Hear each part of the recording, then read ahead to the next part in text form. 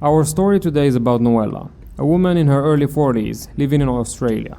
In 2015, she was spending the weekend with her husband in a hotel away from home. Her husband left the hotel that morning while she was taking a shower, and after she was done showering, she found a missing call from her husband on the phone. So she called him back, and he told her to meet him in a small street next to the hotel, where he's going to give her something. Apparently, it was a surprise.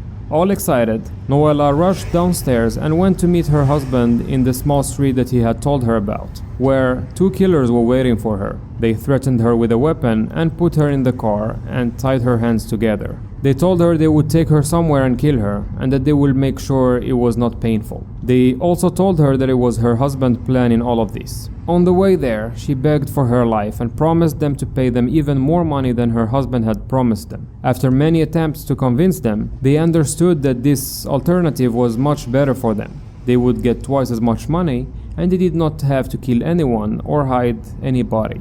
They took the money from her and set her free. Her husband, on the other hand, told everyone that day that his wife had died in a car crash. A couple of days later, he organized a funeral where friends and family gathered in her memory, until she walked in, shocking everyone, but especially her husband. The police was called right away, and her husband was arrested. He admitted to everything he did and was convicted for attempted murder. This is the end of our story. I hope you enjoyed it.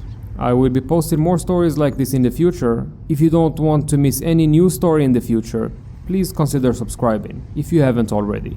See you in the next one.